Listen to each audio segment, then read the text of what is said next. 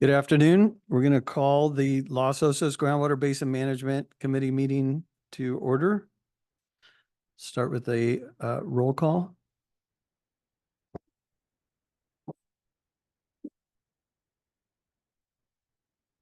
Sorry, just getting set up here. Director Cesena? I'm here. Director Gibson? Here. Director Reinecke? Here. Chair Zimmer? Here. Okay, all four directors present. Okay, just checking in online too. Laura, is there any way you can give us an indication of how many people are online with us today? Currently there's 8 attendees that are, or I'm sorry, 7 attendees that are public.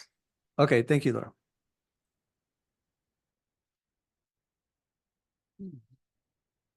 Okay, we'll move on to item 3, the Pledge of Allegiance. I pledge allegiance to the flag of the United States of America and to the republic for which it stands, one nation, under God, indivisible, with liberty and justice for all.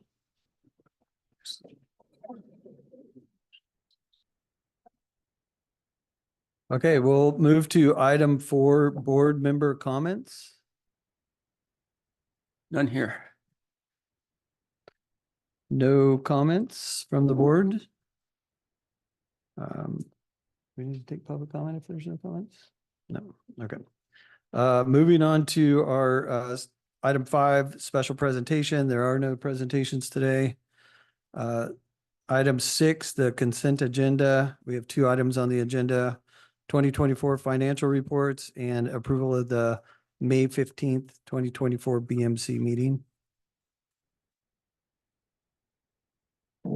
Yeah, and I would just want to highlight one item on the financial reports. We sent out an updated agenda packet this morning that incorporated the latest invoices for the BMC, and one of those invoices included some technical support services that Cleith Harris Geologists performed. They needed to perform some field investigations to help better inform the transient model. So they did some pumping tests where they installed transducers in a couple of wells here in the center of town, and then pumped nearby wells and measured the change in water levels in those monitored wells as a way to try to assess the storativity of the basin. That's a key parameter or assumption that goes into the transient model. And so that was work that was not included in the budget for the transient model, but is really beneficial towards improving the quality of that model and the accuracy of that model. And so we thought it was important to do that, and it needed to be done in a timely manner so that they can stay on track for the current schedule for the model. So requesting that the BMC authorize payment of those services.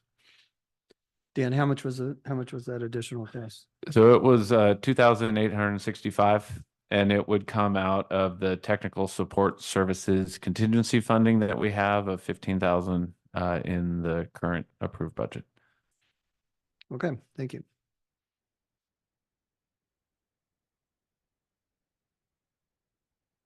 Okay, we're going to go ahead and open it up to public comment at this time. We'll take the online comments first. Laura, please. If you are online and you have a public comment, please raise your hand. And if you're in the boardroom, please come up to the podium.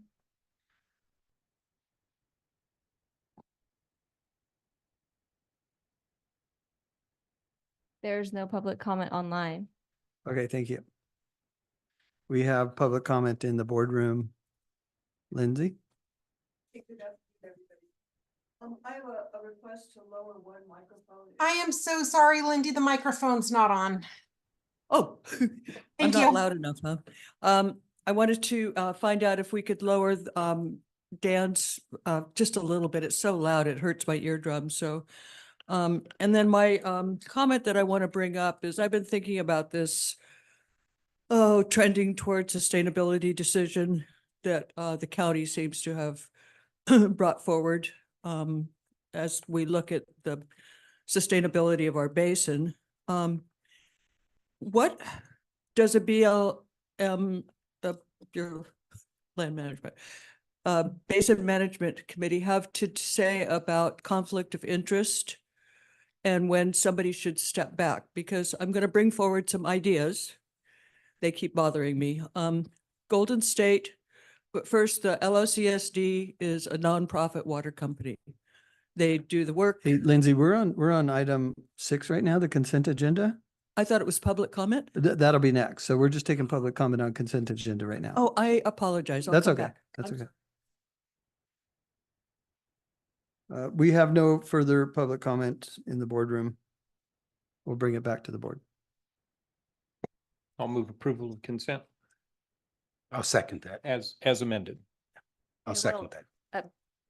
Is this for the previous agenda? Because I wasn't here, so I'll have to abstain on that. The meeting minutes. Right, yeah. Okay.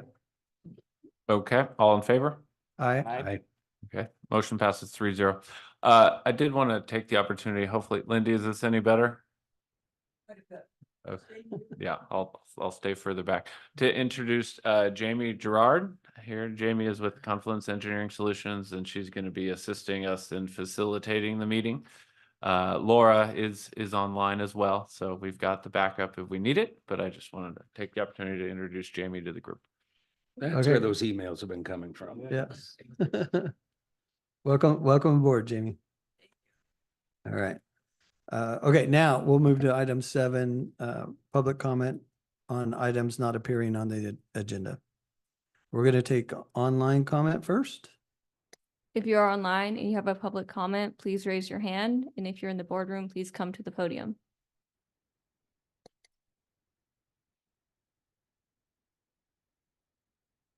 There is no public comment online. Okay, we'll take comment in the boardroom. I'm sorry, we'll start kind of over again, but I wanted to bring up the question about conflict of interest in the future movement and direction of this group. 1/4 of the basin is managed by Golden State. 1/4 base of the basin is pretty much managed by the LOCSD Water Company. The other half of the basin is managed by the county. That's private wells and agriculture and areas outside of those prohibition zone mostly. But so the question to me is, if Golden State has a maximum of 15% as a corporation that they can make as a profit, and the CSD makes 0 profit, they operate at what cost is. And then the county basically is able to consider opening it up to 60 homes per year. Each of those homes has the potential of approximately, I don't know for sure, but 20,000 of permit costs and fees. Then there's going to be paying into the mitigation bank for the habitat conservation plan. And then there's a permanent increased taxes. So the county, by building homes on a basin that many of us don't feel is sustainable at this point, should be given 5 years to prove, because we just had 2 rainy years, which meant people stopped pumping. That has a lot to do with how much water is left in the how much extra water appears to be in the basin. It just doesn't seem completely fair or very honest for 1/2 of the basin to be able to make up to at least 1.2 million baseline every year extra. And that's not including property taxes or the mitigation for the environmental costs. So I want you guys to maybe explain it to me that that's not a conflict of interest if you're making money on a project. And so you're pushing, the only one that's really pushed for development is the county. So, and at the same time, the county has not charged one person in their half of the area 1 penny towards cleaning up our basin. So I really see a big imbalance and I'd like you to address it. Thank you. Thank you. Hi, Emily Miggins, resident here in Los Osos, and I just wanted to hand deliver my letter that went to, for if you want to, Dan, distribute it, I can email a copy too, but probably most of you are already aware of it. And my husband is at home. I don't even know if he's online yet because he works during this time period, but we've asked for a continuance on this decision with the Los Osos community plan and the amended Estero area plan based on just a lot of different interpretations of data. And anyway, I wanted to deliver this. And also wanted to say there's been some conjecture online that I don't trust our water purveyors, and that is absolutely not my position. I've never said that. Our letter is really specifically about due governance and good governance, and our kind of political push right now before true basin sustainability has been reached. So enjoy reading the letter, and I'm sorry, if it seems controversial, but it really shouldn't be, because that phrase that has been picked up, I believe, from James Bishop's report from October 2022 with Trending Towards Sustainability, the county lawyers, our county supervisor, and others have picked up on this phrase, and it's not okay. One last question, and maybe you guys can carry that conversation forward later, or answer it later, maybe not. Point 3 in the purveyor letter, and maybe somebody can address it, is that if things go upside down with sustainability and we start trending towards unsustainability, what are, and I address it in the letter with my husband, what are the powers to rescind that? I mean, I know Ron Munz has addressed that, you'd put the brakes on with development if we start seeing those trends. But I really truly believe, as a sustainability person, that we haven't done the full water use footprint in our community with other types of activities that new humans bring to our community. And I just want to say that trending towards sustainability statement is really hard to defend in the Fortune 50 and with all the water companies I've had to work with to support, 13 beverage plants and dairy plants. Thank you. All right, thank you. Okay, that ends public comment. I'll bring it back to the board. Now, if there's any follow-up to those two comments. This time. Okay, hearing none. We're going to close public comment. We'll move to the executive director's report, item 8.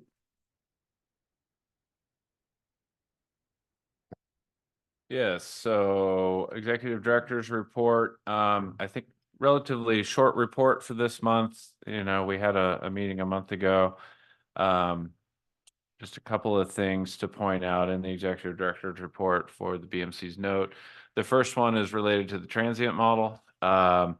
We have updated the schedule for the water recycling funding study and the transient model to allow for additional time for the development and calibration of that model. Under the new schedule, which has been approved by the State Water Resource Control Board, the transient model is expected to be available in the fall. And then the draft water recycling funding study that will document the model and its findings would be available in January of 2025. The other update is related to the BMC's new website. At the last meeting, there was a little bit of confusion around where to find the latest and greatest BMC information, as the BMC in 2024 created its own website. To help address that, there's nice big notification on the agenda that got sent out, and then also the county has modified their historic BMC website with a nice big notification on the landing page to go to losososbmc.org as the new location for BMC information and meetings. Nice. And just in the county planning update, and it'll get discussed later in the agenda, but tomorrow, June 13th, there will be a hearing at the Inn at Morro Bay related to the Los Osos community plan. Agenda item 14A, I believe. And that concludes my executive director's report. Okay, thanks, Dan. Any questions before we move to public comment? Okay, we'll go ahead and move to public comment on the executive director's report. If you have a public comment and you are online, please raise your hand. If you're in person, please come up to the podium. We have one online. Becky, all you have to do is unmute yourself. There, can you hear me? Yes. Oh, okay. Thank you. Becky McFarland, Los Osos. And just about tomorrow's meeting, there's a lot of us here in town that are in agreement that there needs to be a continuance or a postponement on this vote. Just attending the CSD Utilities Committee meeting and the CSD meeting about, and I'll talk about this later, about the purveyor letter. We need more time on that. Also, in talking to neighbors, so many people do not even know about the community plan. I have new neighbors on both sides of me. They don't know about it. Most people moving here to town aren't told about the water situation from their realtors. And so we want a town hall. We want a place where people can ask questions in person all about this stuff that's going on. And I think that's the least that could be done for our community. People really do care about this. So let us have a chance. Thank you. Thank you, Becky. Any other online comments? Jamie? There are no further online comments. Okay, thank you. We'll move to boardroom comments. Lindy Owen again. I just wanted to, again, about the meeting for the Coastal Commission tomorrow. I want to also stand up and say, I've been involved with the community plan from the time it was started. And the last time we really looked at it and picked it apart and did anything was something like 17 years ago. And we need to review at least the parts that are of concern to many of us, that whether we have the water or not, and how fast we move forward with development. So the Coastal Commission will be coming back in September. It's really not a bad option. And I hope that the county will take it to heart that we need to be informed. It's our community, it's our basin. And we would like to have a continuance and look at it again in September when we have everybody informed. Thank you. Thank you, Lindsay. I have one more public comment online. Becky McFarland would like to read a statement for Pam Owlett. So I'm going to let her do that real quick here. Okay.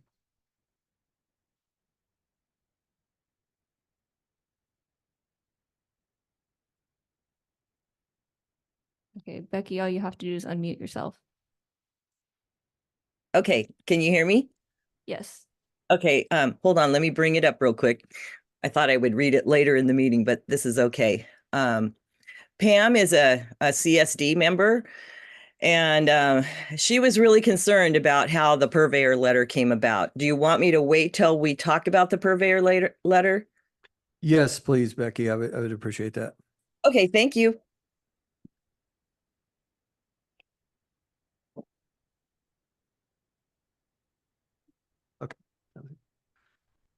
Okay, we have no further public comment on the executive director's report. Bring it back to the board for any comments. I'll just respond briefly, Mr. Chairman. The county is not asking for nor supporting a continuance of the Coastal Commission action. It is actually the Coastal Commission's action. It is not anything more to do with the county. The board authorized update and preparation of the Los Osos Community Plan in 2012. There followed in the intervening years quite a number of public workshops, communications with the Advisory Council, and a public hearing both at the Planning Commission and at the Board of Supervisors in 2020 when the board approved it. So the county's work on this plan is done. We submitted something that has been prepared for the Coastal Commission certification, and the delay between 2020 when we certified and the action that's proposed today was the Coastal Commission staff working on understanding the materials that the county put forward. So there's no basis for a continuance at this point. We'll go. The commission is always open within the timeframes that they have allotted for acting on local coastal program updates. They can continue it if they want, but it's really up to the commission, and there's again no further action from the county contemplated at this point. Thank you. There's no further comments. We'll close this item, move on to our action items. Item 9A, presentation on final draft 2023 annual monitoring report.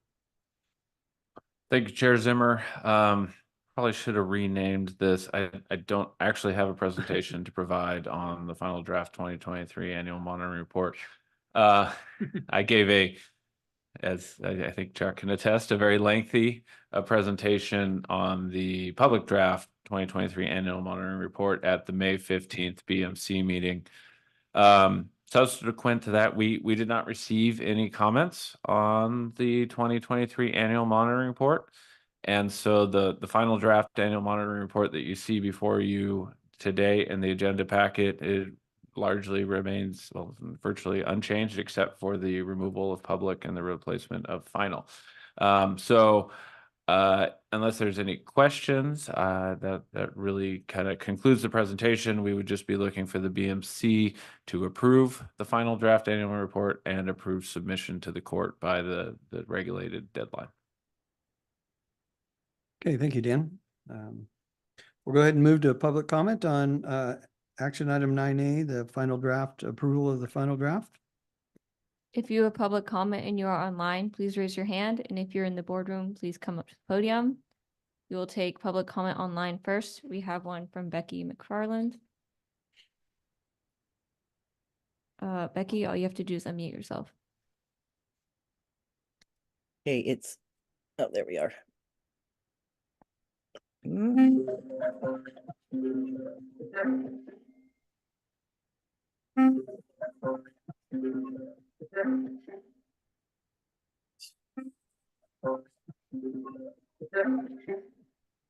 Becky, we're having some feedback problems and we can't hear you. Okay, hold on. Can you hear me? Yes, we can hear you Oh, now. okay. The little unmute box didn't come up.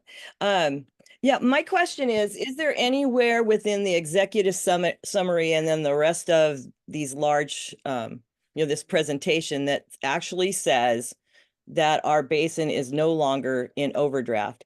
The other thing is I wanted to say, I got to hear Dan give his report twice, and thank you, Dan. It was good, especially the one at the CSD. I really appreciated that. Thank you.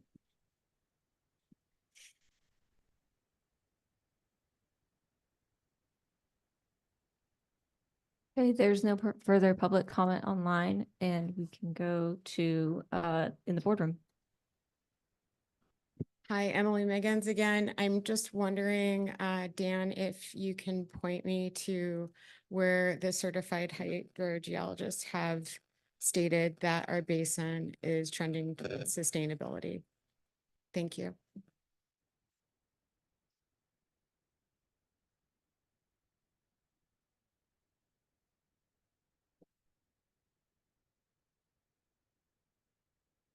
Okay, thank you. All right, we'll bring it back to the board. No further public comment. We want to make some comments on. Yeah, I mean, I think we've reviewed the public draft annual monitoring report. I mean, there's obviously a lot of information in there, whether it has the specific statements that, were brought up in public comment. I know it does not say that. Those are very specific statements from other areas. I mean, Cleith Harris Geologist has been tracking and monitoring these basins, and the statements included in the annual monitoring report he takes incredibly seriously and stands behind. I guess I could say that, I did talk to Spencer and provide him with the Coastal Commission staff report, and requested any input from him or concerns or any information that he didn't agree with. you know, are there any information presented in the annual report that he did not think was factual based on his professional expertise? And the response was that he did not see any specific information in the annual report that was unfactual. You know, there are obviously a number of different statements that he didn't necessarily agree with that are interpretations of information, but you know, I did request that his review of the Coastal Commission staff report and received that response. Thank you. Mr. Chairman, if I might, just to follow on this, a question of semantics, the question if one wants to use the phrase trending towards sustainability or overdraft or not in overdraft. Those are all interpretations based on the data that's in the annual monitoring report is a series of observations and a series of calculations, a series of metrics that are displayed. You know, I think the key metric that we look at on the question of the balance of the basin is the basin yield metric, which is you know, it has been in the 80s, and this last time was in the high 60s. It's up to others to decide whether they want to attach the word overdraft or not overdraft to it. Apparently the phrase trending towards sustainability is that of a staff member of the regional board, is not a phrase that I use. And so any questions as to what that means, I think would properly be directed to Mr. Bishop and the regional board. And I'm, you know, pending colleagues' comments, I'm prepared to move staff's recommendation on this. All right. Any additional comments? No. I think, you know, overall, yeah, we're this phrase, there's been a couple comments towards the phrase of trending towards sustainability. And I think overall, you know, we've been working really hard to improve the basin. So conditions, and I think that however you make that phrase, we are moving in the right direction. You know, are we there, and do we still have work ahead of us? We certainly do, you know, and I don't see that we're ever going to get to a place in any groundwater basin, actually in California today, where we're not going to have to continuously work to maintain reliable water supply solely from that basin, the way that Los Osos is positioned. So we still, you know, all of this and the statements that we're presenting and how we're presenting them, I think one thing that we can all agree on is that we still have work to do. We still have to continue our due diligence in managing the basin,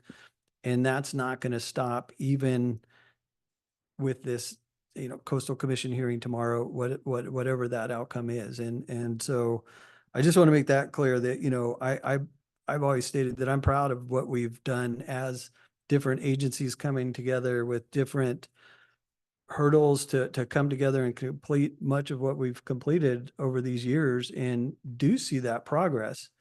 But with that said, we definitely have that work still ahead of us, and I don't want to lose sight of that either. So appreciate those comments. You know, the trending towards sustainability, didn't expect to get those kind of comments this time, but I hear what you guys are saying and kind of agree with that.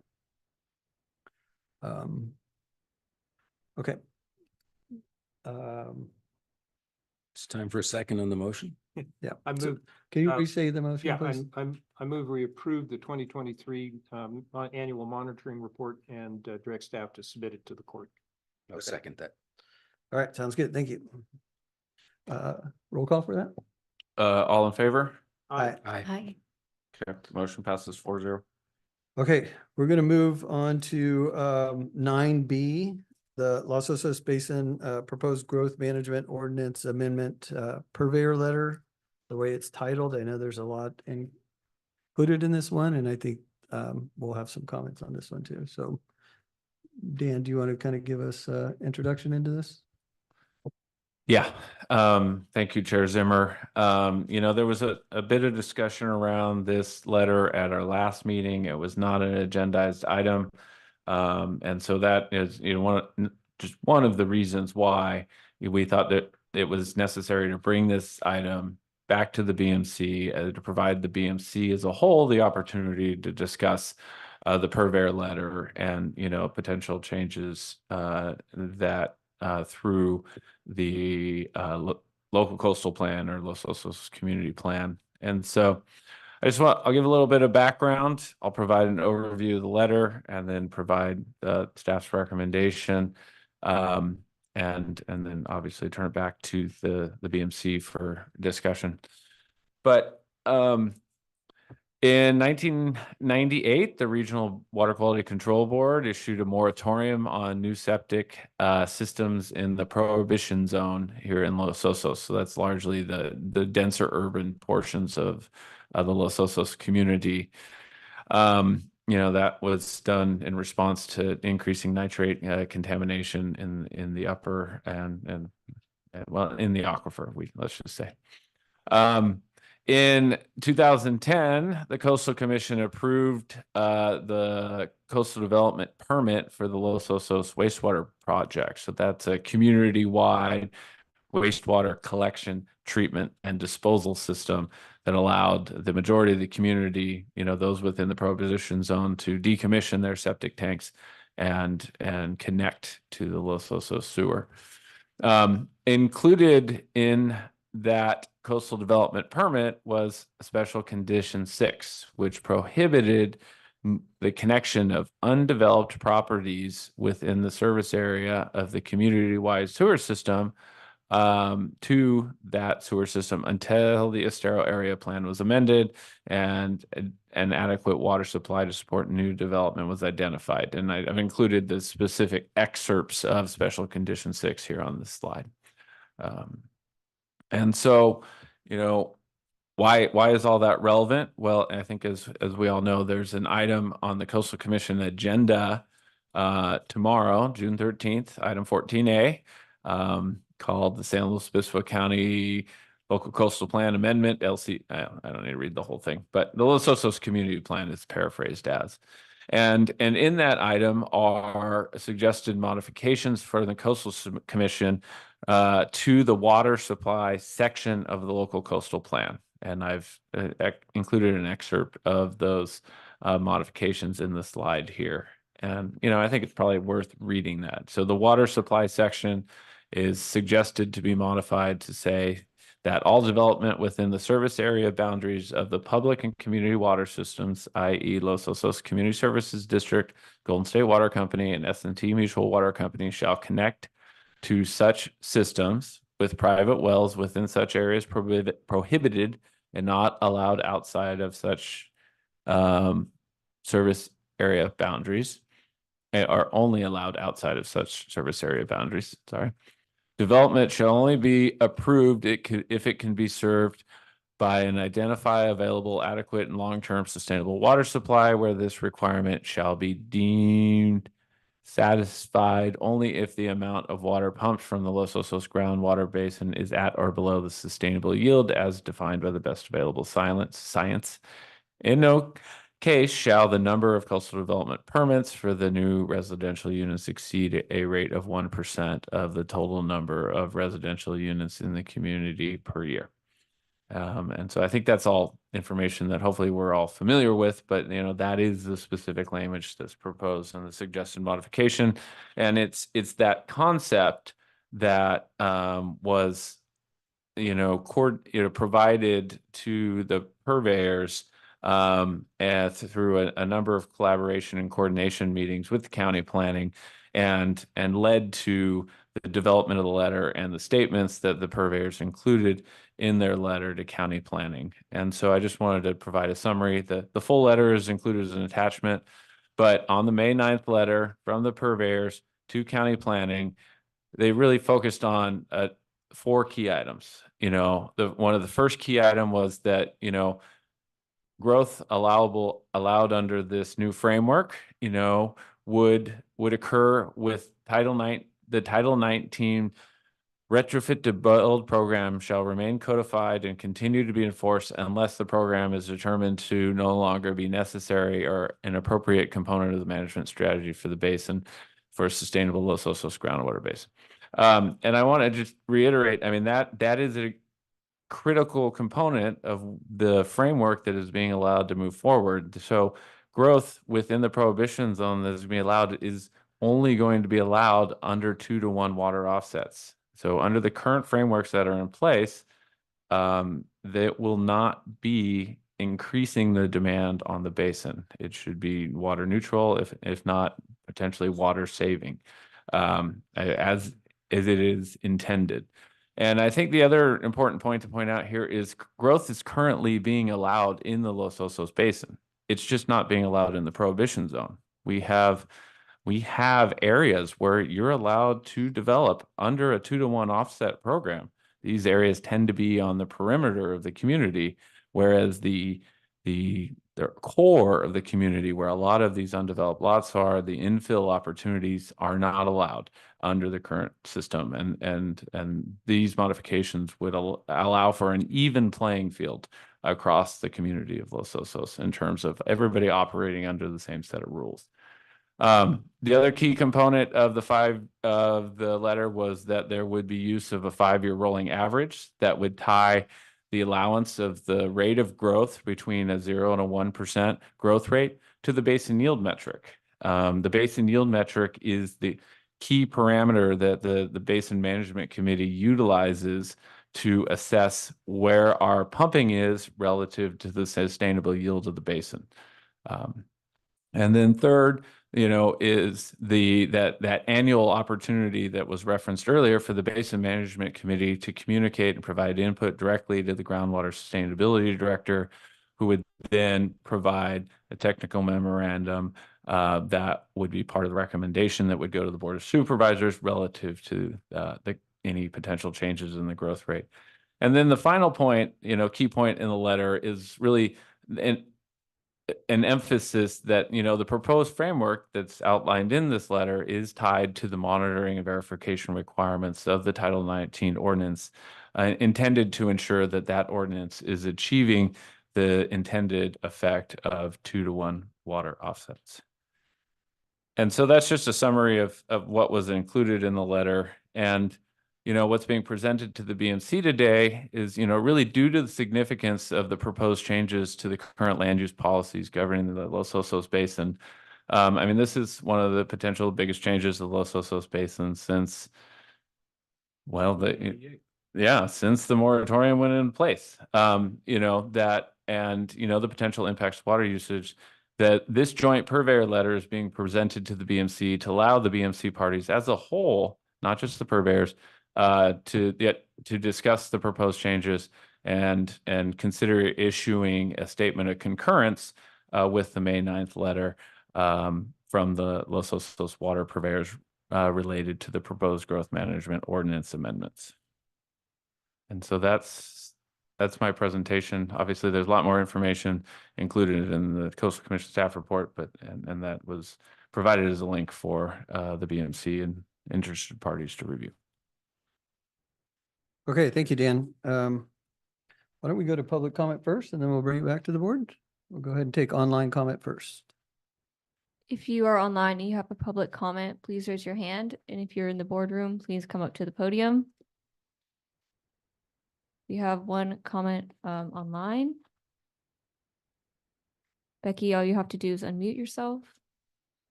Okay. Is it working? I always have to. Yes. Okay. I would like to read Pam, isn't it Willette or out, however she says her name. I would like to read hers first. She states, and as a reminder, she is on the CSD.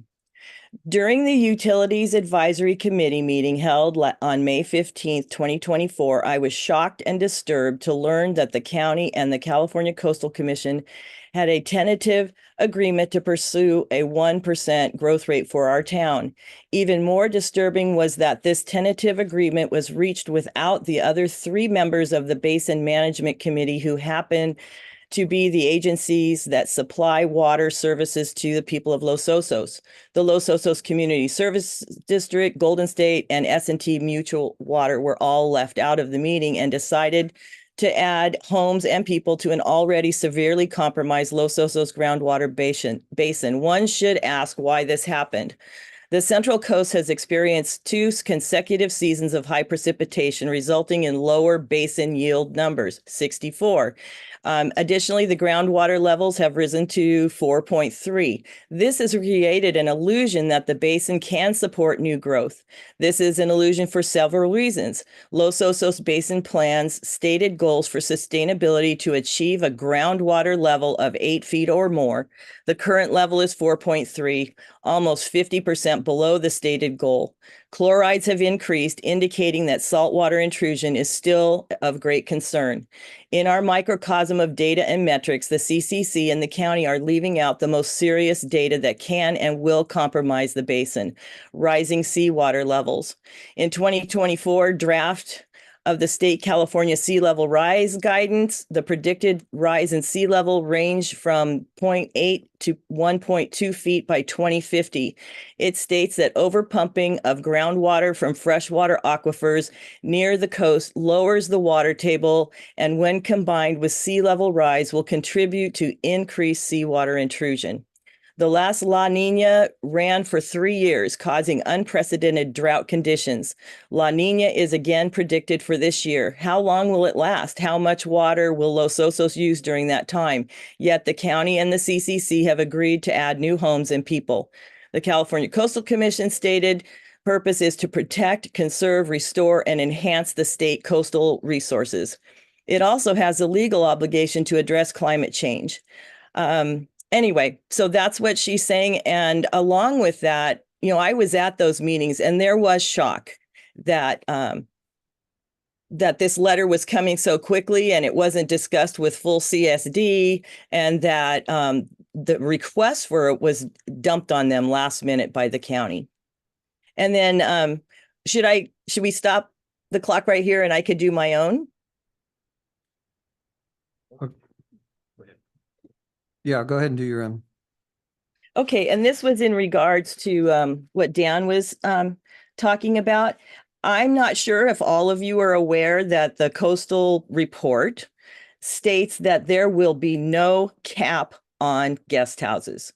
And as you know, we've talked about these over and over, that they are basically 2-bedroom, 1-bath homes, and they are not required to do retrofitting. They don't have to have a coastal development permit, which they started out being required to do. And then suddenly, now it's just a ministerial permit. Also, another thing that's not addressed in water use in our town and with the Title 19 is the outside water use, which I believe has been stated to be about 25%. And another thing is it's not a level playing field here in town. The prohibition zone that left out entire neighborhoods from hooking up to the sewer, I mean, those places are still dumping their nitrates, and the new on-site water treatment septics still allow 30% of their nitrates to come out and into the aquifer. And that was stated at a LOCAC meeting by James Bishop of the Water Board, who has an expertise in these systems. So I think it's important. No cap on guest houses. How many are allowed per year? We've seen 6 or more go up in the last 2 years. That's something to consider. Thank you. Thank you, Becky. We have one more public comment online. Lindy, all you have to do is unmute yourself. Okay, can you hear me? Yes. Okay, really good points, Becky. I have one question about that chart in the letter that where we, all along we've been so concerned about that 80%, so that there's a buffer zone of 20%.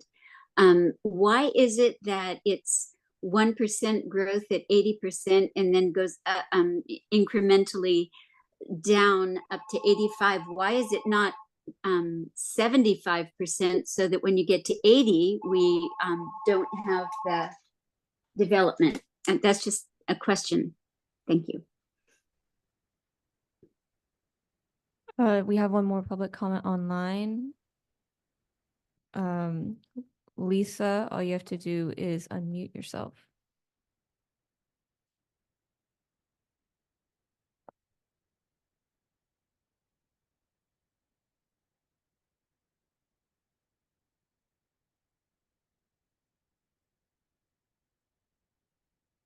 Lisa, you can unmute yourself.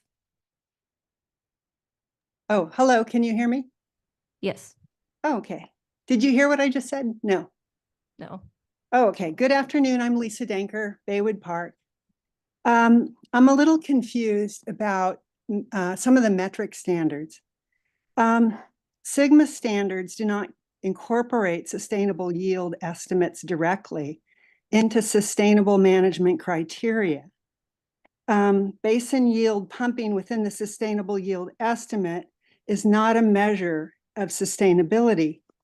And I say that because in a 2017 letter from the BMC to the Coastal Commission, it clearly states, I believe it's page 2, that the BMC is compliant to Sigma standards. So I think there's a conflict there, and I just really wanted to point that out. Thank you. There's no further public comment online. Okay, thank you. We'll move to public comment in the boardroom. Hi, my name's Ron Smith. During the last meeting, I expressed my concerns about sort of the threshold for us to start this new development. Today, I'd like to express my concern about the threshold or the limits to stop or freeze this development if we ever hit, hard times with water, with precipitation or whatever. The threshold to completely stop development is essentially five years of a sustained water yield metric of 85. And my question to the water purveyors would be, what would that do? How would that impact the chlorides in our aquifer if we had 5 years at, let's say, 85?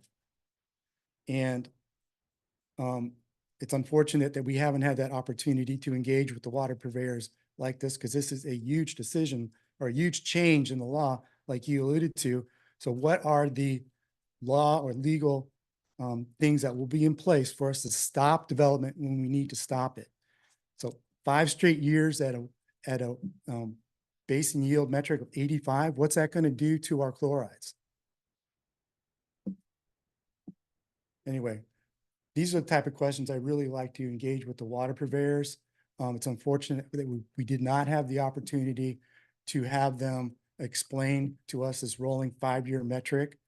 And it's not even clear to me that, is this a guideline or is it the law, right?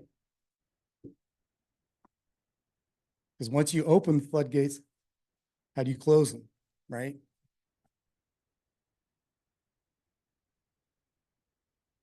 Thank you. Hi, Emily again. So we just heard just from even people that I don't know about metrics and explaining it. I think you've done not a great job so far. And I know that's hard to hear, but I'm going to put that onus on you, Bruce. I know that you're all trying. I also, again, want to stress what I did earlier about water use footprinting for every human being that lives here and visits here. You've never done it. I don't think you know how to do it. I've looked at consulting agencies around here. Title 19 doesn't cover it. I will tell you, I doubt it. I think that good old Ralph's and Grocery Outlet over here, sorry, come out of the big grocery store chain, like over 3,000 stores, had to do public reporting on that too. And I'm just going to say to you, Mark, it's a hard thing to do, and you do have to work with your water purveyors. I've done that across this country, and it's always been a really friendly relationship. I don't think that that's been done here. What are the water use savings available in commercial settings? I know you haven't done it, Bruce. So those are real important things. And because Golden State is a publicly held company, you're open to other type of liabilities with using terms like trending towards sustainability. And you're all part of this kind of agency going forward. And that is enforced by our Attorney General in the state of California. I certainly have had to work previously with Harris's office, our Vice President of the United States. On point 3 of your letter, again, it just goes back to this same Board of Supervisors, whether, we watched the debate on October 31st between you, Mark, and Bruce. And we're going to leave it to them, to Blaine Reilly, and then refer it to the Board of Supervisors that right now is leaning towards pro-development, to stop and put the brakes on development here. I kind of consider that a risky proposition. And I don't know if you guys saw the Newsweek article about PFAs. And I know Beth has brought that up before as a concern as it moves through our system and we pump, and that the county is suing on the stuff coming out of the closed landfill and the leachate. But we don't want to be sipping on PFAs either. And thank you, Mark, for making sure that your public report says that to people. Thanks. All right, thank you. Hi, my name is Bob Ackneffec. I've sent comment to you before. I have worked in the past with the Los Osos Sustainability Group. I've been concerned now for a while about the extent to which the BMC is discharging its mandate pursuant to the stipulated judgment to actually manage the basin. We've seen overreach by the county time and again, whether it's approving a cannabis farm that will use a lot of water and then bringing that to the BMC after the fact. And now what this LCP amendment will do is basically shift the balance of authority to the county to essentially be in the position of deciding whether the basin can sustain more growth and make land use decisions on that basis. So I think to that extent, the BMC should be opposed to the proposed LCP because I think it represents an abdication of its responsibilities. Similarly, I want to point the proverbial finger at the water purveyors who saw fit to go around this committee and directly communicate to the county for the purpose of facilitating this LCP amendment regarding issues that really are the purview and responsibility of the BMC. And so whether the basic is sustainable or not is a decision that the court left to this committee and not to the purveyors. So I think the BMC ought to take this seriously and not just go along for the ride, because I think that would be a violation of its mandate by the court. Side note, Dan mentioned Title 19 and how new development would be subject to that. How much is left of those opportunities to retrofit, and how much savings is there left to be had? I haven't seen anything about that. And if that's going to be an important factor to make this decision, then I think the public ought to know how much water saving retrofit has already happened and how many more opportunities there are. And finally, this is really not a rhetorical question. I'm curious to understand, how can you legally claim that the basin is sustainable if the chloride metrics continues to deteriorate? Thank you. Thank you. Lindsay? Lindy Owen again. I completely was going to ask the same question that Bob brought up just now. How many credits are left before we can no longer say that we can do 2-to-1 offsetting, which would mean that the new house that goes in has nowhere else to help our basin except for, well, paying. Maybe they'll pay for the imported water once we run low. Those are things that are not answered. And it was brought up about the door. Once you open a door, how do you close it? How do you look and go, oops, we're heading into another drought. Oops, now we're way down. I again state, and maybe you can tell me if I'm off my rocker, but if we got 2 heavy years of rain and it covered almost, 4 months, 5 months of water, how much did the ag people and the private wells have to take out or not take out? That water saturated deep, deep, deep, deep, deeper than a drought has allowed us to have. In other words, that's where the savings is. It's not because we're trending towards sustainability. There's so many other factors here that just need to be looked at. And this is, I think we need caution. This is, let's look at Morro Bay. Let's look at Cayucas. Let's look at Cambria. They all have water problems. And it's not because they didn't build houses. They didn't put hotels in. They didn't add new users. So are we going to follow suit? Is that what we're forced to do? Again, nobody answered my conflict of interest. If the county stands to make over 2 million every year off of 60 new homes, do they not have a conflict of interest to be pushing this when the other 3 purveyors are all asking to stay steady? And let's get 5 years of proof that we're managing this right. The saltwater intrusion is there, the nitrates are there. Nothing's really changed except for the wording. Thank you, Lindsay.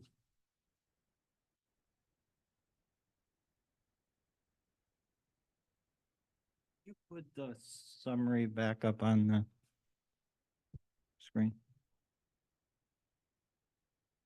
Yeah, thank you. Richard Margetson.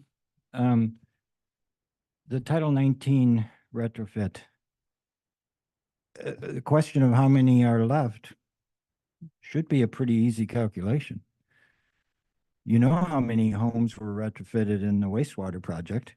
You know that those homes had to at least be 1.6 or 1.28.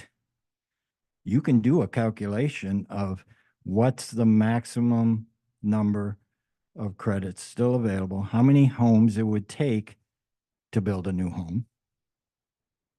Some simple division, some simple addition, division, multiplication, shower heads, aerators. I don't believe we've already had this discussion. I don't believe there's anywhere near the number of credits outside the prohibition zone. I mean, the Medallis report kind of assumed that everything has been static for the last 15 years, and it hasn't. The retrofit upon sale ordinance has caused many of those to have been changed as a requirement in order to close a real estate transaction. But my real concern with this section is determined to no longer be a necessary or appropriate component of the management strategies for a sustainable Los Osos groundwater basin. And who's going to make that decision? The groundwater management ordinance will be under the purview of the county. You can write all the letters of recommendation you want as purveyors or as the BMC, Board of Supervisors, and planning will be making those decisions and those recommendations to the Board of Supervisors. And right now, Board of Supervisors is pro-growth. Don Ortiz Legg at the meeting on the retrofit ordinance, actually, there was a gentleman there who was talking about he hasn't been able to build, and she said, just hang on a little bit longer. They've got the votes. And for you guys to not have been involved in these behind the scenes negotiations is absolutely pathetic. This has happened to this community numerous times. By 10 minutes, Mark, you remember the meeting in Morro Bay about the recycled water program. How that just came out all of a sudden, beginning of that day, and everybody showed up that night. This is typical. Down the road, you're going to end up shut out of this, and they're going to have control of your basin. This is not the county's basin. This is Los Osos Basin with 3 water purveyors. Thank you, Richard. We have no further public comment in the room. Bring it back to the board for discussion. Mr. Chairman, if I might, we can respond very quickly to one question as to how much more savings potential is available through the Title 19 retrofit to build ordinance. That was actually the subject of an extensive technical memorandum that was published on June 28th of last year, 2023, prepared by Medallis, which first of all confirmed the effectiveness of the 2-to-1 offset, that it indeed yields at least 1-to-1 savings and more. And the other part of that analysis was that they saw, they did analyze how much more savings was available through retrofit, and they found an amount of 67 acre feet with indoor retrofits. That's on page 20 of the technical memorandum. They saw another 17 acre feet possible with some simple outdoor. So that's been well studied. I think, from the county's position, we certainly understand the importance of sticking with having those requirements in Title 19 as a means of assuring that we are not adding demand to the basin. I guess if I might, while I've got the floor, speaking to the wider issue, the item before us, I appreciate the water purveyors conversations that led to this letter. To the extent that the BMC is to concur with this letter, I think that only requires my vote since the three purveyors have already signed on to it. I think it's a very sensibly worked out a plan that protects both your ability to assure service to your customers and any potential customers, and to allow us the headroom to carefully manage the basin. And to your point, Mr. Zimmer, the management of this basin continues indefinitely into the future. There is no, there is no magic date at which we stop having to make sure that the citizens of this community, residents of this community, are provided water. So I appreciate the cooperation of the water purveyors, and I certainly am happy to add my affirmative vote to endorse this letter. And again, many of the other issues that have been raised in public comment are really better directed at the Coastal Commission, which is making the decision as to whether to certify this LCP. Thank you. Beth. Yes, so Beth Renicky, S&T Mutual. Bruce, I actually, you kind of brought up one of my questions. Would you care to address the concern that I guess moving in this direction would or would not somehow eliminate the BMC in the future in terms of planning and development? The BMC, I guess it depends on how you define planning and development. The county has the land use authority within the unincorporated community of Los Osos, and that authority rests with the Board of Supervisors. Whether that's a good thing or a bad thing, we won't engage that discussion now. Obviously, the ability, and the Coastal Commission has made this abundantly clear, the ability to permit future development on currently undeveloped parcels rests on having a sustainable water supply, as well as protection of habitats and other things. And so that's really at the heart of this letter, is that the county relies on the water purveyors working in cooperation through the BMC to establish whether there is adequate resource in a sustainable way to provide for growth. And what we've, after a long amount of discussion, again, the county certified this LCP amendment, the Los Osos Community Plan, in 2020, and it's been really a five-way conversation, if you will, the county talking to the three water purveyors and with the Coastal Commission as well, to come up with a system that is absolutely workable as far as the mechanics of it. Working in that range of 80% basin yield metric, we have seen our metrics respond in a way that shows that that is a safe and sustainable way to produce water from the basin. And I would also point out that in the interlocutory stipulated judge, the ISJ that formed this committee, two things. One is that the court retained jurisdiction over this basin. And second, that should any party to this adjudication find that actions of other parties are not consistent with the sustainable management of the basin or the goals of the basin management plan, there's absolutely a path to get the court involved to force that to happen. So I think there's belt and suspenders here. There's there's checks and balances all over it. And again, it is this letter is not it's not under consideration by the Coastal Commission. The idea is that if the water purveyors are comfortable issuing a will serve letter, and each water purveyor is at its will to decide whether they do that or not, then based on the technical information that the Coastal Commission has seen, they're supportive of this as a way to go forward. I think it's a very conservative approach actually that we're taking here. Please answer the next question. Please don't make comments from out in the public. We're going to have a long discussion, so let's just see if we can get the questions answered appropriately.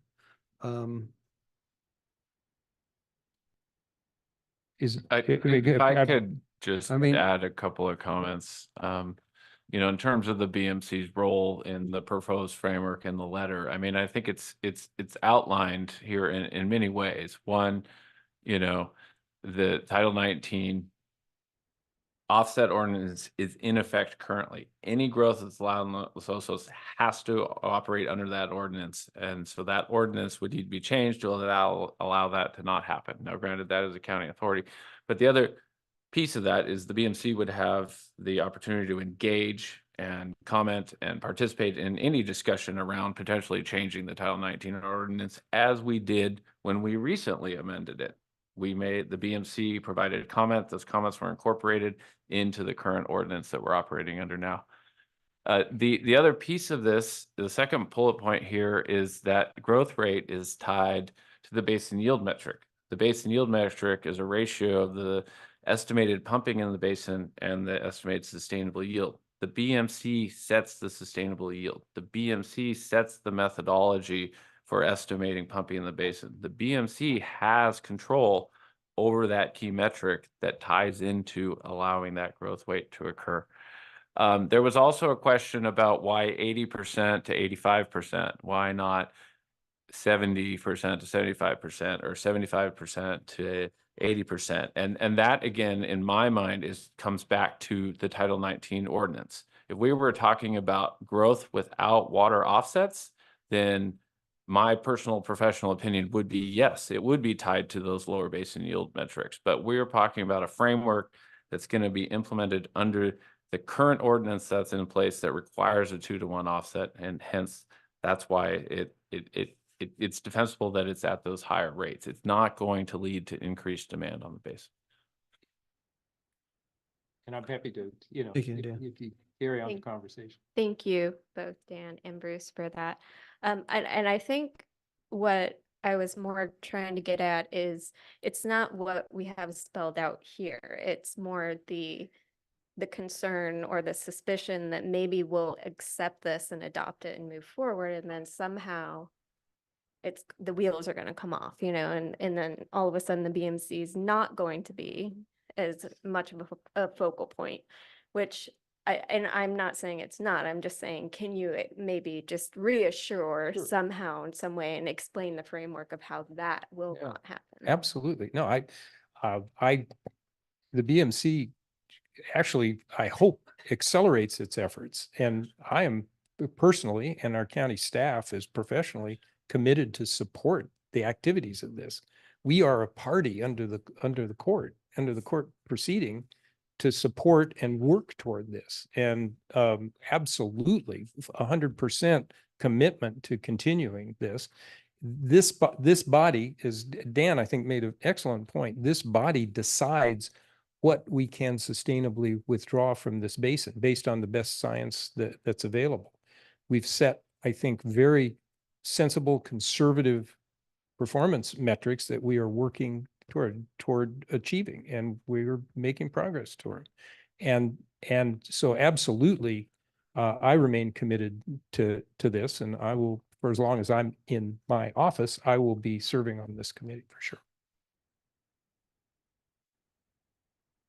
Okay, thank you again.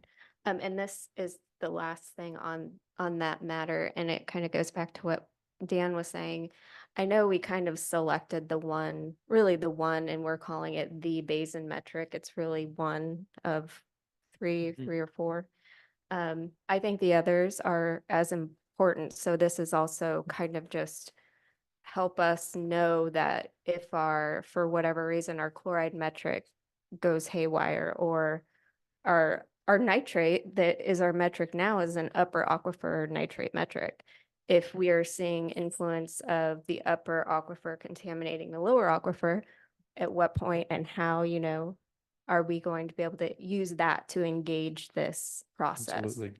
Absolutely. And committed to working on all of those. I mean, that we use metrics is a simplification, right? That's an easy way to distill a complex physical, the state of a complex physical system. But again, I'm personally committed to continuing to refine those metrics to be sure we're using the right metrics to characterize the state of the basin. Absolutely.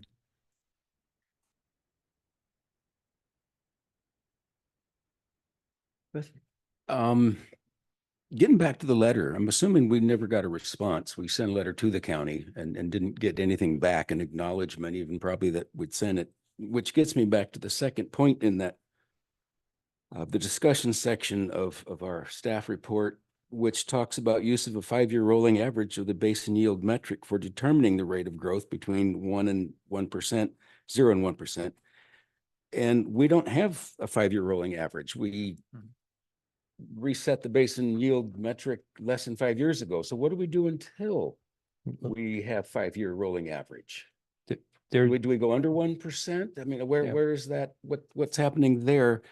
I guess, and I'm going to express my frustration now about the last minute nature of this whole process. I think Pam's letter was very on point about, I mean, that utility advisory committee didn't realize that letter had already been sent when they were looking at it, reviewing it.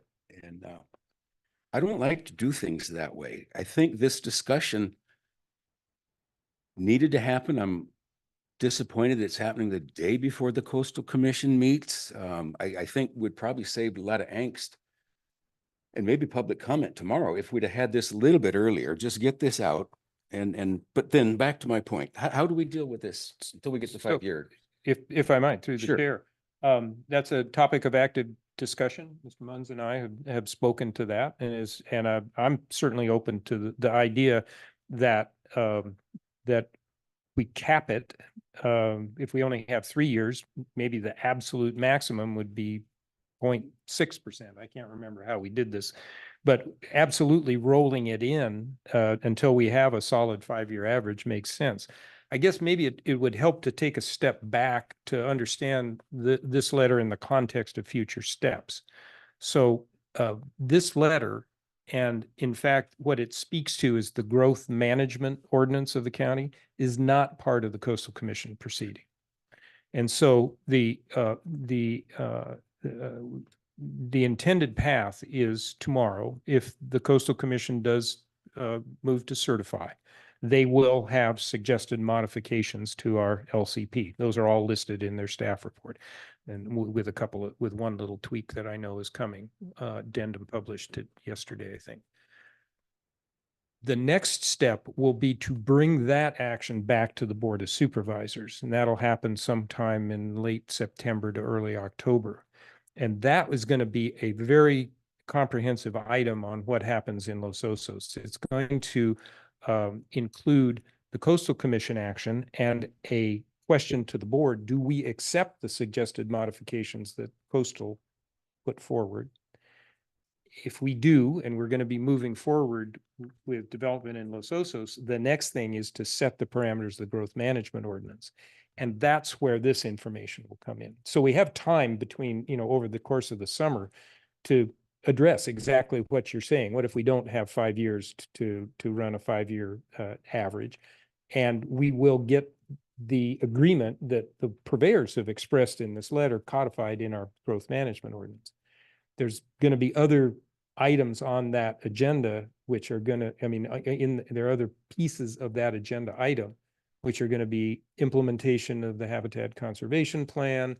And, it's going to be a package. It's going to be a day, I'll tell you. So I hope that answers your question. Well, I guess, and part of my frustration again is the fact that so many people in the community don't realize that you've got so many pieces that need to come together before anything happens out here. Tried to. Tomorrow is not gonna all of a sudden start a flow of applications down at Correct. planning and building. And the more information that people have, the easier it is for them to deal with change. Sure. And this is a big deal. It is. Well, I've got a timeline, Chuck, what's interesting is this is the culmination of literally 20 years of work. I laid out all the work on the water, the work on the wastewater, the work on the habitat. It goes back to 2004. But again, even for the community's sake, it goes back to 1988. Yeah. This is, other than where do we put a water recycling facility? Yeah. This is the change. Yeah. No, it is a big deal. So, I can certainly commit. I'd be happy to, first of all, we're going to engage the advisory council. That's a given. If you want to have an item at the CSD, an informational item on a CSD agenda, I and county staff, as we worked, let's see what happens at Coastal tomorrow, but as we work toward this September, October item, happy to come. Seems and like talk it might about be bigger than any of that, like just a dedicated town hall. we could do that at too. the community center. Yeah. So tomorrow, if the commission acts as is laid out in the staff report, we're going to get a 1% growth rate. Maximum. Right. A maximum of 1%. And then it will be left to the outcome of the growth management ordinance, which the coastal doesn't really have any say over. But then will that growth management ordinance be back before the county before the LCP goes back to the coastal commission? You said that the county has to look at. Yeah. So coastal commission action tomorrow it then follows a board of supervisors item late September, early October, where we decide whether we are going to accept the modifications to our submission that the coastal acted on. At this point, I see no reason, I'm one of 5, but my own thought is their modifications are reasonable. And so I hope we can get to that. And that then is sent back to coastal for a final ministerial thing that they do in December-ish. So that's it's a complicated process. It takes way too long. It's frustrating. I will stipulate to all of these things. Okay, thank you. Yeah. So Supervisor Gibson, or do you have something else? I'll go last. Just want to say thanks for answering these questions. I know it kind of put you on the spot, but I think these kind of discussions need to happen. As we've heard from the community just right now. What I'm hearing is that there's some reins on the county's growth that through the wastewater discharge and such, and that's getting ready to go away, and the community's not comfortable with that. And one of the things that was highlighted in some of this comment was the past dealings of the county and how some things have came out. Ultimately, as you mentioned, you have the land use authority, and you're using your discretion and jurisdiction to as part of your purview of what you need to do. And so I think what I walked away with is that there's not that rein or safeguard in place that can instantly be pulled. Is what we've come up collaboratively through this group is it's a growth implementation strategy, and there's going to be different measures that we're going to be able to weigh in on and participate that will keep the growth rate under control and in the lane. Correct. So I don't know, I don't see this board as having the authority or jurisdiction to supersede the county's growth or land use Right. authority. So the best we can do, I think we've done a good job here. We've had collaboration. We've put it into a letter. I'll fully admit this letter was bad. The delivery on it, the deliberation on it, and the input on this letter, poorly done. I fully admit that. We learned from that. We're going to move on and not repeat that again. But I think that we did have significant input into this strategy from this letter by having these certain measures put into place. Those are the kind of strategies and how we're gonna control the growth and respond with the community's input on growth will be measures like this. It won't be, we don't have a hard rein on the county and their land use authority, but we do have inputs that are going to come in. We're going to be able to respond to those. Dan kind of went through those. Those were the ones that I had in place. I think we also have the HCP credits is one that wasn't brought up. That is another factor on growth. So I see that we have a lot going on here. And this will, as I mentioned, we will continually be managing this basin as we have in the past. There's been a lot of input. I think some of the unfair statements that I heard is that you had no knowledge that this was coming down the road. This has been, I've been working in Los Osos for about 15 years, and it has been part of that conversation the entire time. And you guys have lived here much longer than I have. So recently, these things have been talked here in this committee. They've been talked at the county that you guys are paying attention to. I don't think that that's a fair statement that none of this that this is coming as a surprise. I think ultimately, we got to keep in mind that this is a maximum 1% growth rate. This implementation strategy, it's going to start off slow and it's going to build up. There is going to be time. We talked about the 85% or the 80% at a one growth. How are we going to pull back on that? We're going to monitor that, and we're going to be able to see it's going to almost be self-sustaining to some degree, because as these numbers come in, it's going to lower that percentage rate. We're not going to be at 80%. Well, maybe we will if we're managing the basin properly. We will be at 80%, and that 1% growth will be there. So to say that there's not going to be any growth, I'm not going to say that, but it's going to be self-monitoring the process that's put in place here. I think the biggest thing is it's just really unsettling to, there are some unknowns here, but we're going to adjust to them and adapt to them as we move forward. I did want to make one last comment on the can and will serve letter. So we don't have, Golden State does not have jurisdiction to not issue a can and will serve letter. If a customer's inside of our service area, they come to us for a can and will serve letter, we're obligated to provide a can and will serve letter. That can and will serve letter will issue conditions for service. So to use that as I guess a land use initiative, you're fully aware that what these. I've heard you Okay. mention it before. Okay, so I just want to, it keeps coming back, so Yeah, I don't no, think I we know. should use I know. that can I and know. will serve I letter. know. That's not to say that Golden State isn't opposed to modifying a can and will serve letter or coming up with some kind of a can and will serve letter that includes some basin management objectives. We do list that in our can and will serve letter today. We just haven't defined those objectives to make them actual conditions for service. So the way that would work is we would work with this group here, come up with some conditions for service. We would present that before the PUC to make sure that they agree with what we're upholding our customers to, and get that approved in our tariff. We have a similar instance of that in Santa Maria. It's condition 4. You can look at that. It's tied to the basin management if you're curious to see how that played out in that basin. So there is a mechanism in place. We just haven't implemented that. And maybe that's something with this new growth ordinance we need to do. And that'll give the county assurance of these conditions are met, and that maybe the can and will serve letter could be one of the pieces that an applicant comes before for a building permit. So just wanted to clarify that part of it. I think I've gone through my questions and what has been brought before us, but I do appreciate this opportunity. Usually we don't talk this long on these types of items, but it is very important, as we've all recognized, not opposed to a meeting or something that is a little more back and forth and not as structured as this BMC meeting Yeah. in addition to this. So I don't know, I'll Ms. limit Reineke wants the floor, but I have some concluding comments. Go ahead. Sorry, I'm just going back, I think, to the intent of this item, which I believe is for concurrence for the BMC with this letter.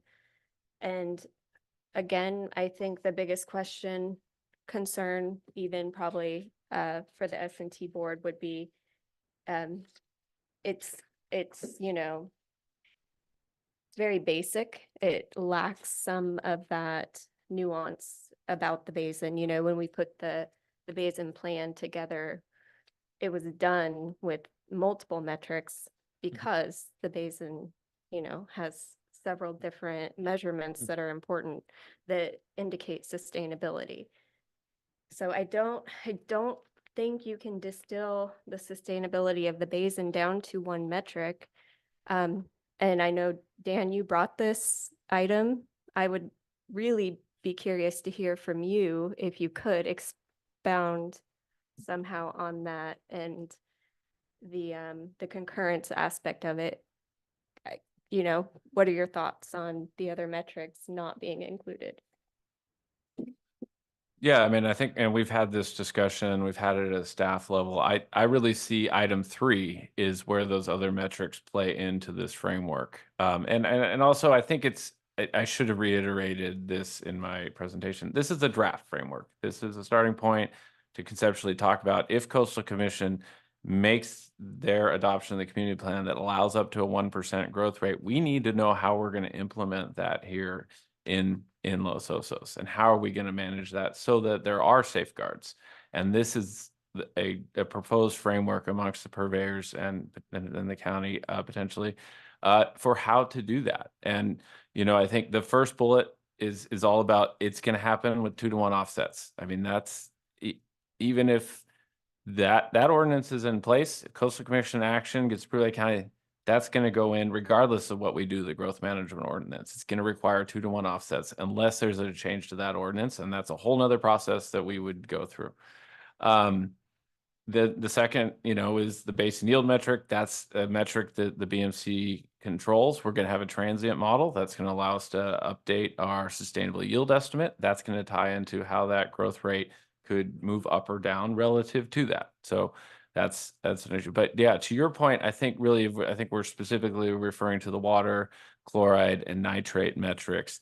I think those are things obviously that we track and monitor closely. We provide biannual updates on those metrics. And those additional data points, those are, you know, observations of physical conditions in the basin will feed into that third item, and the annual coordination with the groundwater sustainability director on potential changes to the basin yield metric. You know, we want all the metrics to be saying the same thing, and we've made changes to the sustainable yield estimate so that they do a better job of doing that. But yeah, I agree. It's critical that we track those metrics as well, as those are our physical observations of what's occurring in the basin, and that we make adjustments and adaptive management decisions based on those as well. Okay, one last point of clarification. Thank you, Dan.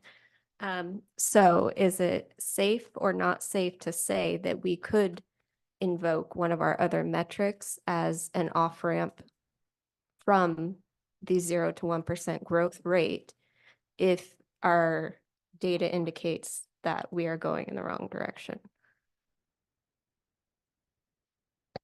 Well, maybe I could speak to that. So first of all, I really appreciate the discussion, and I think I see a path forward here. The county's growth management ordinance typically gets reviewed yearly, and in this instance, it would get reviewed yearly. And so the BMC as a body has strong input. You know, there's a table here that it's rather mechanical, but I don't think that precludes the BMC from providing input based on the monitoring reports that we do. And we'll tee this up so that we have a current monitoring report ready to be the technical basis for what we do that would feed into the county's ability. And again, these are maximums, right? It's a maximum 1% growth rate based on this. So what I wanted to do was, first of all, pledge my personal commitment to continuing this discussion about how we characterize the basin as regards its ability to service new growth. That's going to be an ongoing conversation. But I'm thinking that maybe an action for today, I was trying to frame a motion that would be that the BMC concurs as a body with this letter and directs staff to continue conversations with the county as regards the details of the growth management ordinance and how yearly updates to the growth, a yearly review of the growth management ordinance is to be conducted. You know, bringing in the ideas that you bring, that some of this other nuance in the basin management plan, the metrics we use, the conditions that we identify in the monitoring report are certainly appropriate information to bring forth to the county as we then decide what we're going to do about growth management year by year, as we're going to have to do because of what's considered here. Supervisor Gibson, is there any thought on adding some language in some way that would make that more than just a discussion and input? So that there would have to be concurrence from the BMC before even this first bullet point changing the retrofit program, or some other measure that the county does, that the county will not take action or take action. So yeah, I know, I'm trying to think about it. We're talking about it. So I'm just trying to get my thought out there that would probably put a little bit more settlement into some of the discussion we've had. And I don't know if I'm saying. Let me just make an observation is that we can't bind a future board of supervisors to any particular action. So this is going to have to be based on trust. And I think we've established a trusting relationship here in terms of working together to deal with the basin. We've seen the progress that we've made over the course of time. It's being reflected in the metrics, in how the metrics change. So we also want to have something that's clear, right? We want to have something that speaks to this. And I would submit that, you know, again, as we get to the conversation in the fall about a growth management ordinance, that let's continue this conversation with county planning as they tee up the growth management ordinance. But I think the ongoing evolution of the work of this committee is inherent in the understanding of whether Title 19 retrofits can be removed. You know, we have to have some basis in fact to do that. Running out of retrofit targets is one thing, and then we're faced with deciding what it is we do. But I'd like to get this going. I think this letter is a very clear statement of the willingness of the purveyors to work with the county on these things. I'm committed to continuing that mutual work. And so if we can concur as a body on the letter as it stands right now, understanding that we have more work to do in managing this basin, and we have the responsibility of interacting with the county in terms of how the resource of this basin informs the county's land use authority, I think that's the appropriate relationship. And I think this letter is a great step. Yeah, I think the letter, you know, it really does show the purveyor's willingness to work with the county and their land use authority and provide good response from data science and not personal opinion on growth or Right, not, right, right? So you have the trust of this body here. And I think what would go a long way in the community, if I know we couldn't put something in there that would govern your land use authority, right. but if there's some measure that we can put into place that would at least a letter of concurrence from the purveyor, similar to this letter, when these changes come down the road, or when there's changes down the road that we need to weigh in on that impact. And I think we have a lot of the safeguards in place, but I think having a letter that comes from this board, if we could at least agree to something of that nature that says maybe one of the metrics is way out of whack, and in that letter would include that information for you Yeah. to use and your And staff to decision use. making. Yeah, Sure. Yeah, no, I think that's natural and appropriate. Here's a thought. How about, let me propose a motion. I can make it formally if you think this will work. The action today is concurrence. So if we could get concurrence with the letter of May 9th, step one.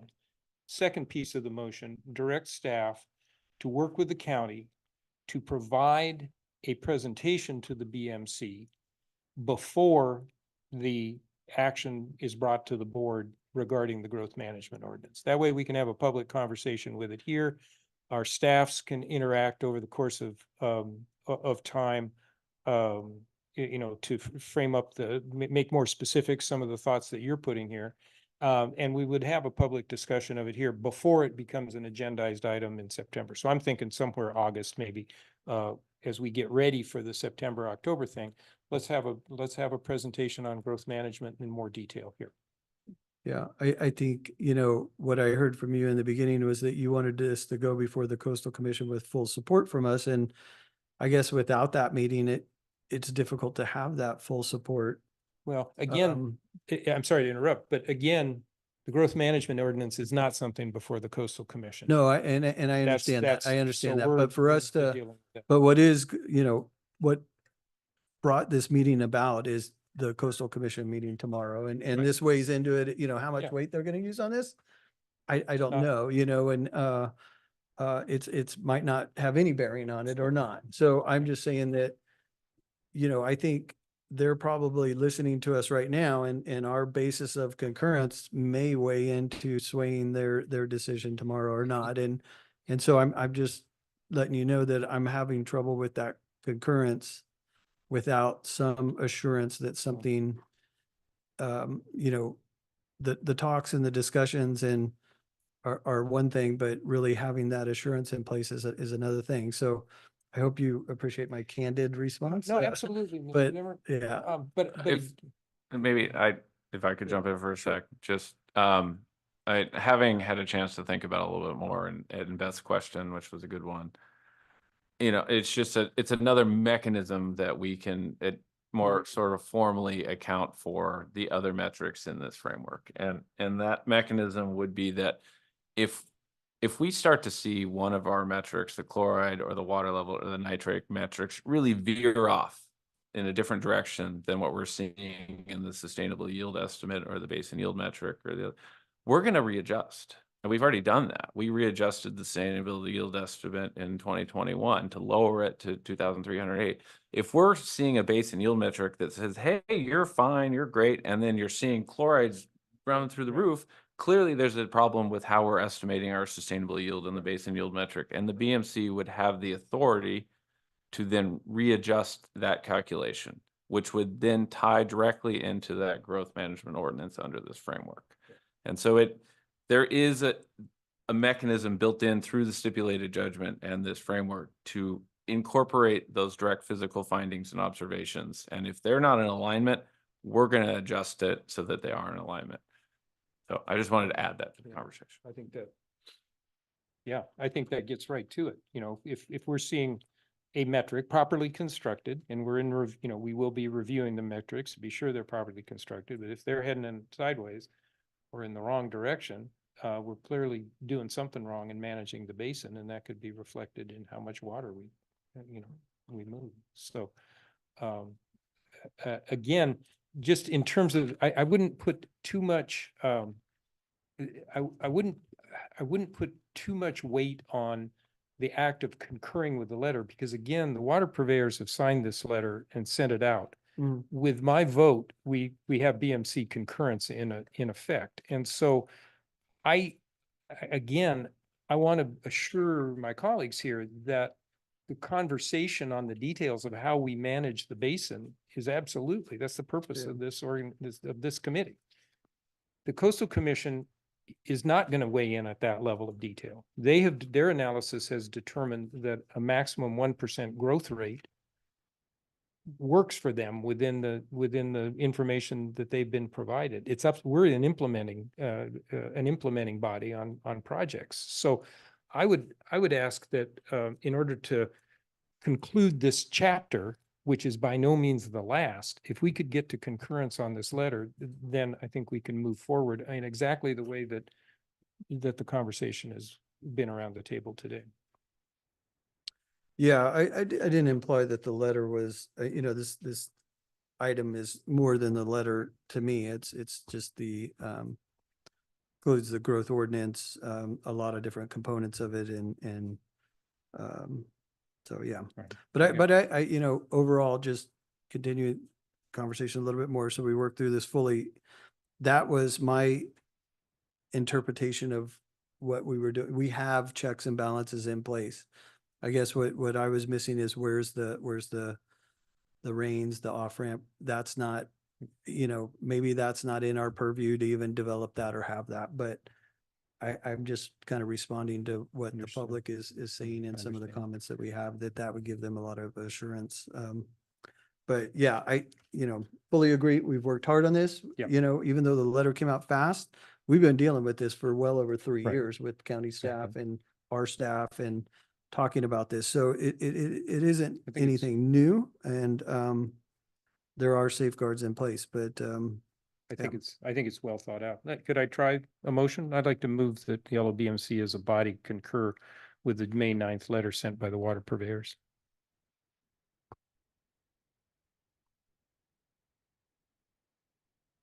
I'll second that.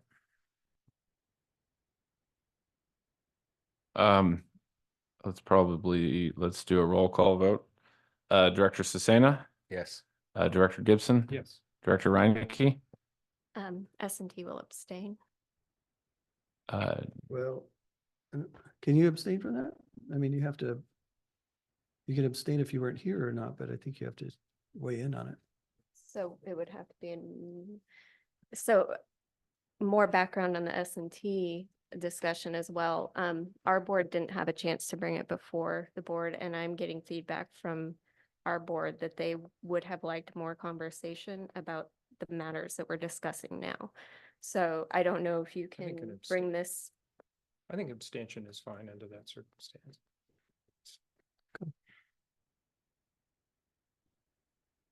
I mean, I can do a no vote. I mean, Yeah. I don't feel like it's representative of the S&T board for me to move forward with the approval at this. I think, I really think this is just, we brought this on our board Mm. to talk about it. We should really have a vote on record is what I would advocate for, whether it's no or yes, but sustaining, I don't know. Yeah. It's an odd situation It because is. I abstained from voting when our board voted to approve the letter. I wasn't ready to vote, but I'm not about to not carry forth the vote of my board. Our board did not vote on it. I guess Did not. that's the issue. Okay. Mhm. Okay. Yep. Chair Zimmer. Yes. Okay. Motion passes 3-0 with S&T abstaining. that's, Okay. We're going to go ahead and close this item. We'll move to our third action item, which is 9C, the Rose Foundation Central Coast Community-Based Water Quality Grant Opportunity. Yeah, so happy to bring forth a potential grant opportunity for the Basin Management Oh, sorry, I'm too close. Basin Management Committee's consideration. This is a new program that's being offered. Ron can help me, but the funding, it's a little complicated. So as I understand it, the funding for this program is coming from a supplemental environmental program sort of settlement that the regional board had with PG&E for violations associated with the Diablo Canyon water nuclear plant. And that funding associated with those sort of, I guess, fines has been made available to support Central Coast community-based water quality improvement programs. And it's being administered from the regional board through the Bay Foundation, through the Rose Foundation. It's the organization actually sort of facilitating the acceptance of applications. All that being said, this is some outside funding that's available specifically to help improve Central Coast water quality. So it's only agencies, nonprofits on the Central Coast are eligible to pursue this funding. And because of that, we think that there's, that the BMC could have a promising projects for consideration. The challenges associated with this grant opportunity is that there are some tight deadlines. The originally listed deadline was June 28th. Subsequent conversations with the Rose Foundation staff indicate that they could extend that deadline to July 12th. So that provides an additional 2 weeks. And then the awards are anticipated to be announced in December of 2024. After reviewing the objectives and the eligibility criteria for this program and thinking about the initiatives that the BMC has contemplated over the years, the BMC party staff and BMC's hydrogeologist think that a new lower aquifer monitoring well would be probably the best use of potential outside funding to support the continued management of the Los Osos Basin. And, in reviewing Cleith Harris geologists' recommendations on how to best improve the monitoring program, we completed the Skyline well last year, and the next highest priority monitoring well to complete would be a new lower aquifer monitoring well at the Ramona site, or at near the intersection of 4th Street and Ramona, kind of by the Sweet Springs Preserve. And we think that this is an important portion of the basin because it kind of feels a data gap. It's a little hard to see that figure on the screen, but here's the Ramona site. And it fills a data gap that we currently have between the new Lupine Quested by the Sea monitoring well here, and then the LA11 monitoring well on the northwest portion of the basin, where we've seen increased chlorides over the last couple of years. And so that's what's been proposed as kind of the highest and best use for this funding if the BMC wanted to pursue it. And in terms of funding availability, there's both two types of grants available. The small grants are 20 to 50,000. The large grants are 100 to 200,000. The large grants would require a 25% match. There's a total of $1 million available in this first round of the program. $600,000 of that is designated for the larger grants. So in other words, there's probably 3 to 5 large grants that could get awarded through this program.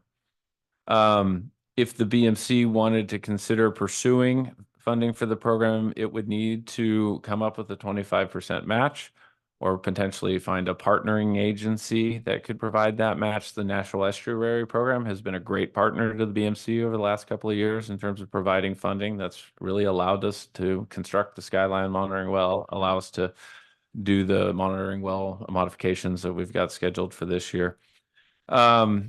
But it's unknown whether they're actually eligible to provide the funding, because they are actually one of the organizations that the funding is passing through to the Rose Foundation. So does that qualify as match? But I would also point out $50,000, if the BMC would authorize putting that up, that's actually $20,000 less than we authorized in our budget for this year for monitoring program improvements. So well within our historical contributions. It's estimated that the cost to prepare the application would be about $5,000. We think we can get that application, well, if approved, we can get that application done by the July 12th deadline. And in terms of funding that, the BMC could consider authorizing the use of contingency funding, of which we currently have $16,850 available in this year's approved budget. And that concludes my presentation on this item. Okay, thank you, Dan. We'll go ahead and open it up to public comment online, please. If you are online and you have a public comment, please raise your hand. And if you're in the boardroom, please come up to the podium.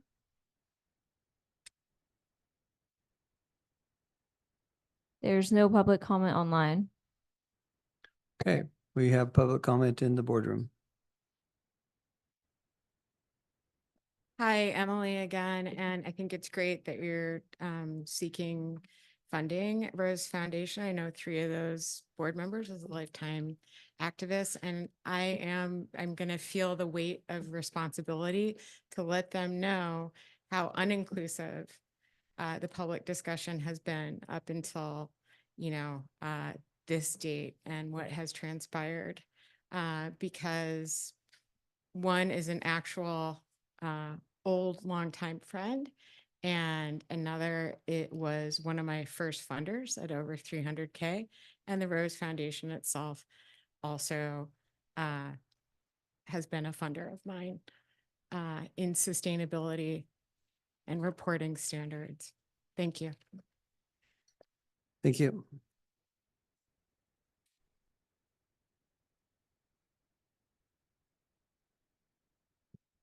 Richard Margetson, I say go for it. Any additional program you can get.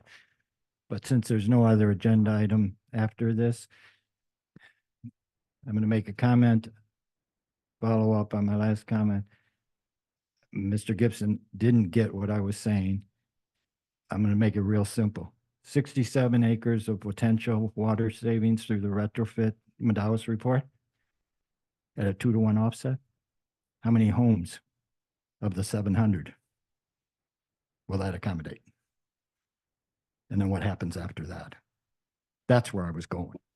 I guess I should have just went there the simple way. Okay. No further public comment in the board. We'll bring it back to the board. I have a couple questions about the location. Who owns the property? Do we know? Good question. I don't know that level of analysis has Might be been in county done. right away or something. Yeah. Then what's the likelihood of mitigation for the project being a bike path between 4th and Ramona and the end of Palisades? That would be a great idea. It's hard to connect the two, but and except with a bike path. Anyway, I think it's a good project. Yeah, I think it's a great question. I would suspect, just knowing Spencer and his level of due diligence, that he has done some analysis of, whether there's a right of way or, an area. I mean, the final footprint of a monitoring well, as you know, is this big. Right. That's why I'm thinking maybe county right of way would even accommodate, but with only a month to get an application in, I bet he's got all that information ready. Yeah, and we could look into that. I think we don't even necessarily in the application need to speak to the specific final detailed location, to provide some flexibility. I mean, I think a lower aquifer monitoring well in that general portion of the basin could provide significant benefits, and whether it's right exactly at that intersection or some other place where there is available right of way or public land, I think would be equally competitive. So just a question, are you proposing to approve this and the budget expenditure all on this item right here? Or are we just approving the grant authorization for the funding for grant application? I don't know that we could really approve the budget expenditure for the next calendar year budget right now. I mean, technically, I think we could, but it'd probably be a little premature. But I think if we could, make a commitment in this direction to, that we can say that the BMC, would consider or would include funding in its future budget. I mean, if awarded the grant, the BMC does not have to accept it. So, we could apply for it, get it, and then decide in the fall that no, we don't want to commit the $50,000 and just decline the grant. I have no interest in looking like a fool. We get that grant. Yeah, but we're I gonna mean, yes, use it'd it. be better if we would, I think that this is something we could support. Yeah, I would think we would support it. I just didn't want to, I wanted to have that discussion here where that Right. location would be. We're going to limit this to directing staff to applying for the grant application or Yeah. submitting an application for the Okay. grant. Yeah. Okay, Beth. Yeah, so my question is, if Spencer came up with this project location, do you know his intended, is he looking for better data on the chloride metric and the lower aquifer specifically?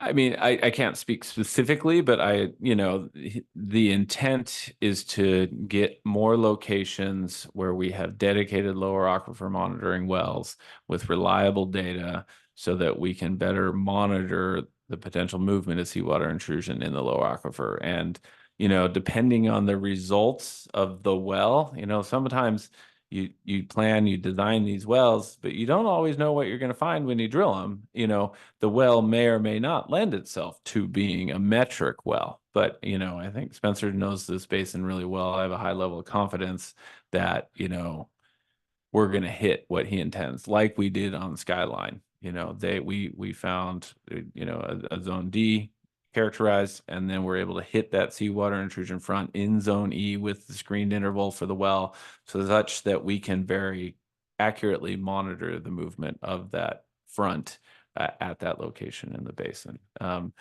then, obviously, I think, the intent would be presumably to include it in the chloride metric. I don't want to speak for Spencer on that, but I mean, that is the intent of the Skyline well, but that's something that only the BMC can actually decide. Okay, thank you. And I guess where I was going with that, was there any consideration given to a lower aquifer nitrate monitoring? Or? In that, I asked Spencer's professional opinion about what, would be his recommendation, in literally 5 minutes. Well, I didn't give him any forewarning, so I think that he defaulted to the analysis that had been done previously related to where we could best invest our resources to improve our monitoring network. And this was the well that really came to mind.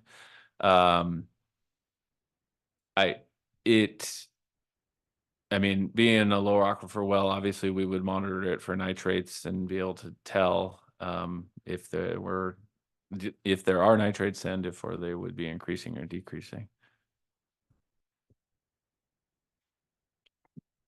And if I could ask, so the idea would be that this grant would cover entire project costs? That would be the the intent, match, I yes. mean, Yeah, the the match and the grant would cover the entire project cost. Based on the cost estimates that we have from Skyline, we would anticipate a similar level of cost for the well, which is around $130,000, I believe. There would be additional costs for hydrogeologic design and construction oversight that would be in the $20,000 to $25,000 range. And then likely there would be some maybe additional costs for the Los Osos CSDs, district engineer to support the development of the bid package. And I think those are in the $4,000 to $5,000 range. So all intended to be covered with the grant.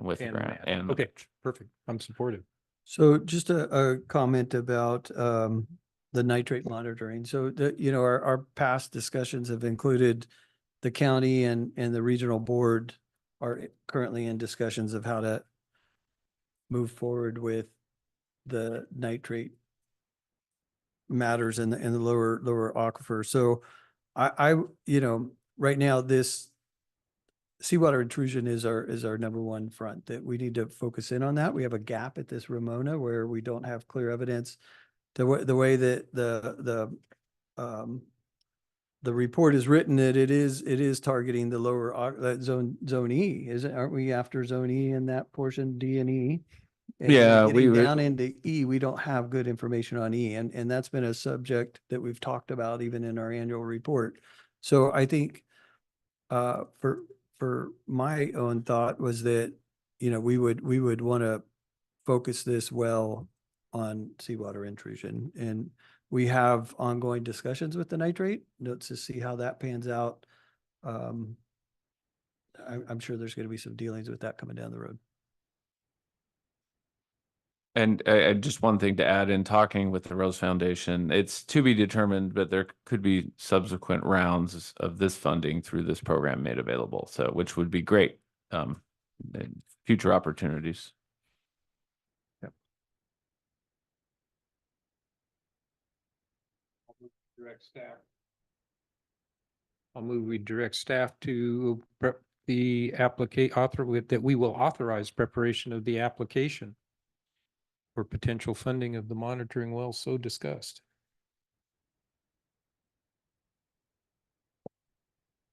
I'll second. All in favor? Aye. Yep, motion passes 4-0.